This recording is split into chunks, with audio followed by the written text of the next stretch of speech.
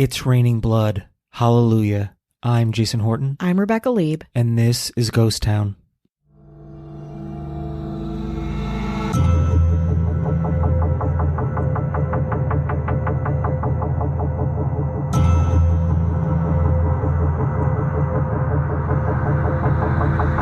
On July 25th, 2001, a strange phenomenon occurred in Kerala, India. After a loud thunderclap and a flash of light, groves of trees shed shriveled burnt leaves, followed by at first small, yellow, green, and black droplets. From those came larger drops, blood red in color. For the next 10 days, the blood rain would fall, staining the clothes and panicking the minds of Kerala residents. Was it something in the sky? Pollution? An act of God? For the next 2 months, 110,000 pounds of crimson liquid would drop on Kerala, alerting the world of the puzzling, often shocking phenomenon that we're going to talk about today, blood rain. For centuries, reports of blood rain experienced all over the world led to sinister conclusions, literally, that the sky was spitting out blood. The earliest literary instance is in Homer's Iliad, where which Zeus twice caused a rain of blood, on one occasion to warn of a slaughter in a battle. Blood rains were considered bad omens in antiquity, through the Middle Ages and into the modern period, and a shower of blood was one of several indicators of the Black Plague in Germany. The phenomenon then gained exposure to a wide audience in Renaissance Europe, when it was used as an example of the power of God. In Europe, there were fewer than 30 recorded cases of blood rain in the 13th, 14th, and 15th centuries, but then amplified to 190 instances across the 16th and 17th centuries, and then back down to 43 cases at the end of the 17th century. But then those blood showers picked up again with 146 cases in the 19th century.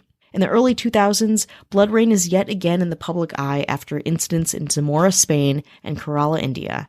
And finally, with scientific tools and, of course, some conspiracy theories, the public really wanted to pinpoint what this historic dark red rain actually was. Initially during the Kerala rains, the Center for Earth Science Studies suggested that an exploding meteor caused blood rain. A few days later, when the red rain continued to fall, they decided that that wasn't the case, as debris from a meteor would have naturally covered a wider area. Then they thought the weird colored rain was the result of a new spore. Spore, you say? Yes, a spore. More on this new spore after the break. In November of 2001, commissioned by the government of India's Department of Science and Technology, a report analyzed the raindrops, finding the pH of the rain being neutral, with large amounts of nickel, manganese, titanium, chromium, and copper. The red particles themselves were determined to be mostly carbon and oxygen, with small amounts of iron and silicon. The report concluded that this pH was a result of a new type of algal spore, algae related to the genus Trentifolia. Although usually red or orange, Trentifolia can contort into a chlorophyte green algae when grown in tree bark or damp soil and rocks, which was definitely the terrain of the area. Some cite a freshwater green microalgae as the culprit, called Haematococcus pulveriaris, I think I said that wrong, which produced red carotene pigment called astaxanthin when in a state of stress. Stress like getting caught in a rain cloud way up in the atmosphere. The report noted an absence of dust of meteoric, volcanic, or desert origin in the rainwater, concluding the colored rainwater was fairly pure. Heavy rains before the red rains could have caused the widespread growth of lichens and algae, which had given rise to a large concentration of these algae or microalgae in the atmosphere. So why did this lichen-filled spore present like a horror movie-style blood rain in this hypothesis? They really have no idea. Enter aliens.